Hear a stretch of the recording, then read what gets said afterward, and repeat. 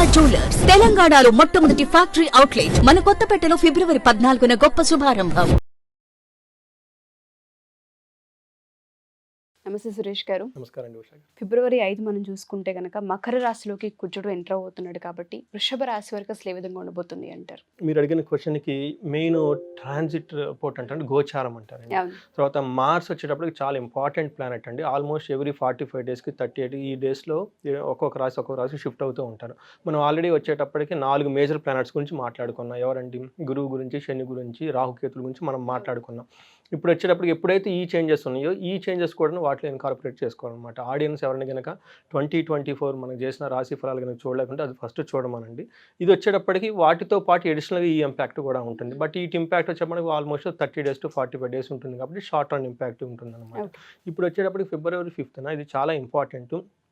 ఈ 4 ప్లానెట్స్ తర్వాత 5th most important planet వచ్చేటప్పటికంటే మంగళుడు అండి. చాలా పవర్ఫుల్ ప్లానెట్. వీళ్ళు మనకి మకర రాశిలోకి షిఫ్ట్ అవడంతో ఆ మకర రాశి వాళ్ళకి ప్లస్ వేరే రాశుల వాళ్ళకి చాలా ప్రభావం ఉంటుందన్నమాట.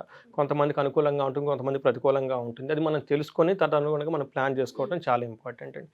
ఇప్పుడు వచ్చేటప్పుడు ఫిబ్రవరి 5th నుంచి మనకి మార్చి 14th వరకు 38 డేస్ వచ్చేటప్పటికి మకర రాశిలో ఉండబోతున్నారు వీళ్ళు.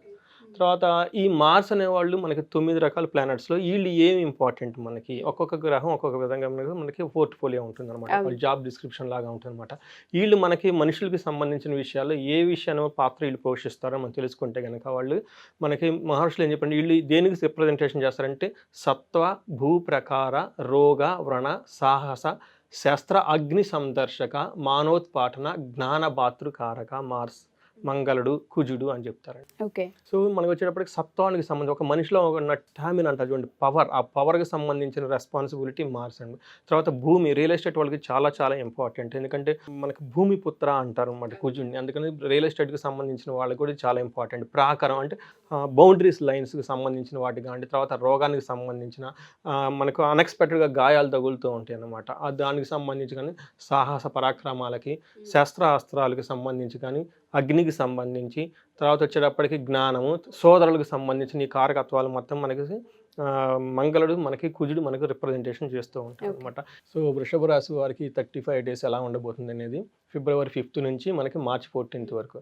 ఫస్ట్ వచ్చేటప్పుడు వృషభ రాశి వారికి కృతిగా 2, 3, 4 పాదాలు నక్షత్రం కలిగిన వాడు, రోహిణి 1, 2, 3, 4 పాదాలు, మృగశిర 1, 2, 3 నక్షత్రం కలిగిన వాళ్ళకి వృషభ రాశి కింద వస్తారు. అలాగనే పేరు ప్రకారం కనుక చూసుకుంటే ఈ, ఉ, ఏ, ఓ, వా, వి, వు, వే, ఓ ఈ అక్షరాలు మోరార్లెస్ ఈ సౌండ్ ఉన్న పేర్లు వాళ్ళకు కూడా వృషభ రాశి కింద వస్తారండి. సో వీళ్ళకి వచ్చేటప్పటికి ప్లానటరీ కాంబినేషన్ మనం చూసుకుంటే అనుకోండి, వీళ్ళకి మార్స్, మంగళుడు, కుజుడు వచ్చేటప్పటికి 12th లార్డ్ అధిపతి అవుతారండి. అట్లనే 7th లార్డ్ అధిపతి కూడా అవుతారనమాట. ఈ విషయాల్లో వాళ్ళకి మకర రాశిలోకి కుజుడు వెళ్ళటంతో ఎలా ఉంటుంది ఏంటి అనేది ఇప్పుడు మన రిజల్ట్స్ చూద్దామండి. తర్వాత మనకి ఫస్ట్ మహర్షులు వాళ్ళు ఏం చెప్పారో మన గ్రంథాల్లో చూద్దామండి. తర్వాత ఆశనాచ ధన న్యూయం, శోషణం దేహపీడనం, స్థాన నాశనం, విరోధం చ నవమస్తో ధారాసుధ అని చెప్తారంట. దీని ప్రకారం ఏం చెప్తారంటే అండి, ఈ టైంలో ఈ 35 డేస్లో వృషభ రాశి వాళ్ళు గ్రూమింగ్, దేహానికి సంబంధించిన ఫిజికల్ అపియరెన్స్ కానీ వాటికి సంబంధించి నెగ్లిజెంట్గా ఉంటారు అనేది ఒకటి. రెండోది ఫుడ్కి సంబంధించి సరిగ్గా మంచి భోజనం తీసుకోరు అని చెప్తూ ఉంటారు. తద్వారా శోషణం అంటే గ్లామర్ లేకుండా ఎండిపోయినట్టుగా ఉండేసి పీక్కపోయినట్లుగా ఉంటారు చూడండి, అలా పీక్కపోయినట్లుగా ఉంటారన్నమాట. దేహపీడనం, ఏదో ఒకటి శారీరకంగా బాధ ఉంటుంది. ఇంతేకాకుండా స్థాన నాశం అంటే వాళ్ళు ఏదో ఒకటి అచీవ్ చేయాలి అనుకొని ఆ యాంబిషన్తో వెళ్తూ ఉన్నప్పుడు దానిని వాళ్ళు ఆ యాంబిషన్ వాళ్ళు చేయలేరు అనమాట. స్థానాంశం అంటే ఒక పొజిషన్ కావాలనుకున్నప్పుడు అది వాళ్ళకి అందదనమాట. నెక్స్ట్ విరోధం, అనవసరంగా ఆర్గ్యుమెంట్స్, డిస్ప్యూట్స్ పెట్టుకొని ఉంటారు ఈ 38 డేస్లో అని చెప్పేసి మహర్షులు చెప్పారు. తర్వాత మనం కొంచెం క్లియర్గా దీన్ని మనం డిస్కస్ చేసుకుంటే ఇది 7th హౌస్కి వచ్చేటప్పటికి భార్యతోటి, తర్వాత బిజినెస్ పార్ట్నర్స్ తోటి ఈ రిలేషన్షిప్స్ మనం అనుకునేది గొడవలు జరిగే ఎక్కువ ఉన్నాయన్నమాట. 12th హౌస్ వచ్చేటప్పటికి ఎక్స్పెండిచర్, అనవసరంగా ఎక్స్పెండిచర్ అవ్వటం, తర్వాత లాంగ్ ట్రావెల్ చేయటం, తర్వాత మీరు ఎక్కడో రిలాక్స్ అవ్వాలి, బాగా ఉన్నత అనుకో ఒక పొజిషన్లో రావాలని ఒక యాంబిషన్ ఉన్నప్పుడు అలాంటివన్నీ డిస్టర్బ్ కావట్ల విషయాలు ఈ చేంజెస్ వాళ్ళకి జరుగుతూ ఉంటాయి. సో వీళ్ళకి 9th హౌస్లో ఉండటం వల్ల 9th హౌస్ నుంచి సంబంధించి వాళ్ళకి ఫార్చ్యూన్, లక్, స్పిరిచువాలిటీ ఈ విషయాలకు సంబంధించి వాళ్ళకి ఫేవరబుల్గా ఉండదు అనమాట. బట్ ఓవరాల్గా ఏం చెప్తామంటే ఫైనాన్షియల్గా బాగుంటుంది వాళ్ళు బాగా కష్టపడినప్పుడు. ఆ తర్వాత రిప్యుటేషన్కి సంబంధించి బాగుంటుంది. తర్వాత మంచి మంచి సక్సెస్ బాగా కష్టపడి అనుకున్న ప్రొఫెషన్లో సక్సెస్ చేస్తారనమాట. తర్వాత వీళ్ళకి డెసిషన్స్ కనుక లాంగ్ రన్ అచీవ్ అవ్వాల్సిన ప్లాన్స్ కనుక వాళ్ళు ఈ టైంలో కనుక ప్లాన్ చేసుకుంటే చాలా బాగుంటుంది అనమాట. తర్వాత కెరీర్లో వచ్చేటప్పటికి చాలా పొటెన్షియల్గా బాగుంటుంది జాబు, చాలా ముందుకు వెళ్తారు. తదనుగుణంగా లాంగ్ జర్నీస్ రిలేటెడ్లో ఏదైనా కనుక ప్లాన్ చేసుకుంటే బాగా కలిసి వస్తుందన్నమాట. ఫైనాన్షియల్ సక్సెస్ ఉంటుందన్నమాట. తర్వాత ఫైనాన్షియల్ అబ్స్టాకిల్స్ కానీ వేరే అబ్స్టాకిల్స్ ఉంటే తదనుగుణంగా కంప్లీట్ అయితే వాటిని అచీవ్ చేసుకొని ముందుకు వెళ్తారనమాట. తర్వాత మిస్అండర్స్టాండింగ్స్ విత్ పార్ట్నర్స్తో వచ్చే అవకాశం ఉంది కాబట్టి మన విరోధం చాలా ఎవరితో విరోధం పార్ట్నర్స్ తోటి, లైఫ్ పార్ట్నర్స్ తోటి, లేదంటే వైఫ్ తోటి, కొలీగ్స్ తోటి వీళ్ళతో విరోధం వచ్చే అవకాశం ఉంది కాబట్టి చాలా ప్లాన్డ్గా మీరు ప్లాన్ చేసుకోవాలి. వాళ్ళతో ఎలా బిహేవ్ చేయాలి ఏంటి అని చెప్పేసి క్లియర్గా కమ్యూనికేషన్ ఉండాలి, అండర్స్టాండింగ్ ఉండాలి. మీరు వాళ్ళకి ఏం కావాలని అండర్స్టాండింగ్ చేసుకోవడం చాలా ఇంపార్టెంట్. తర్వాత బోత్ పర్సనల్గాను, మెంటల్గాను, హెల్త్ పరంగా కానీ చాలా కేర్ తీసుకోవాల్సిన అవసరం ఉంది. చాలా బ్యాలెన్స్డ్గా ఉండాల్సిన టైం అండి. దానికి సంబంధించిన వాళ్ళు డైలీ ప్లాన్ చేసుకోవాలి. ఎక్సర్సైజ్ చేసుకోవటం కానీ, మెడిటేషన్ చేసుకోవటం ఇవి చేసుకుంటూ ఉండాలి. హరిగా ఉండే టైం కాదండి అది. సో ఇవన్నీ వచ్చేటప్పటికి ఏమవుతుందంటే అండి సక్సెస్ వస్తుంది కానీ లాట్ ఆఫ్ ఛాలెంజెస్ ఉంటాయి ఈ టైంలో. తర్వాత చాలా పర్సనల్ రిలేషన్షిప్ మెయింటైన్ చేయడం చాలా ఇంపార్టెంట్ అవుతుంది. హెల్త్ కూడా అనుగుణంగా ప్రయారిటైజేషన్ చేయాల్సిన అవసరం ఉంది. తర్వాత వీళ్ళు వచ్చేటప్పటికి హనుమాన్ చాలీసాని చదవాలి. సో అది చదివితే చాలా బాగుంటుంది. ఎవ్రీ ట్యూస్డే తర్వాత గుడికి వెళ్ళటం, తర్వాత సింధూరంతో కనుక ఆంజనేయ స్వామిని కనుక పూజిస్తే వీళ్ళకి చాలా బాగుంటుందండి. మీరు చెప్పినట్టుగానే చాలా మందికి ఇది హెల్ప్ అవుతూ ఉంటుంది సార్.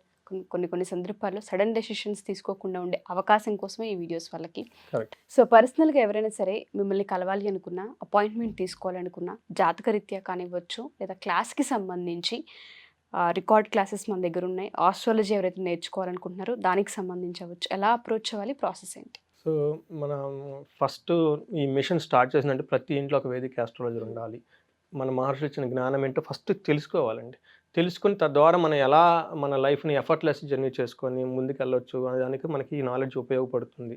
సో దీనికి సంబంధించిన ఒక కోర్స్ లాగా చేసాం. అట్లీస్ట్ బేసిక్స్ వాళ్ళకి తెలిసి ఉండాలి. క్యాలెండర్ చూస్తే ఏంటి తెలుసు, నక్షత్రం ఏంటి, దీనికి సంబంధించిన కోర్స్ డిజైన్ చేసాం. అది ఎన్రోల్ చేసుకోవాలని చెప్పేసి ఒకటి ఫస్ట్ రిక్వెస్ట్. దానికి కావాల్సిన వాళ్ళు స్క్రీన్ మీద కనిపిస్తున్న నెంబర్ కనుక కనెక్ట్ అయితే మనకు గైడెన్స్ ఇస్తాం. ఇది కాకుండా ఇండివిడ్యువల్గా ఇది వచ్చేటప్పటికి మనకి మాస్గా అందరికీ ఉంటుంది. బట్ ఇండివిడ్యువల్గా వాళ్ళ దశ ఏంటి, భుక్తి ఏంటి, వర్షఫలం ఏంటి, తర్వాత వాళ్ళ హారోస్కోప్లో ఏ లగ్నానికి ఎలా ఉంది, ఈ విషయాలన్నీ మనం డయాగ్నోసిస్ చేసి వాళ్ళకి కెరియర్ గైడెన్స్ కానీ ఇంకో విధంగా గైడెన్స్ ఇవ్వచ్చు. ఏమవుతుందంటే అట్లీస్ట్ ఇయర్లీ వన్స్ ఒక మంచి ఆస్ట్రాలజర్ని కలవటం చాలా ఇంపార్టెంట్గా ఇట్లాంటి విషయాలన్నీ వాళ్ళకి తెలుస్తూ ఉంటుందన్నమాట. తద్వారా ఏమవుతుందంటే అండి పెద్ద మిస్టేకులు చేయకుండా ఉంటాం. తర్వాత ఏదైనా టైం బాగలేదంటే ముందుగా ప్రికాషన్స్ తీసుకొని లైఫ్ అనేది చాలా ఎఫర్ట్లెస్గా సేఫ్టీగా చేయడానికి చాలా బాగుంటుందండి. అలాంటి వారికి కౌన్సిలింగ్ కనుక కావాలి అనుకుంటే కనుక మనకి స్క్రీన్ మీద కనిపిస్తున్న నెంబర్కి కనెక్ట్ అయితే మనం వాళ్ళకి హెల్ప్ చేయొచ్చు. షూర్ అండి. Thank you sir. Thank you so Thank much. you.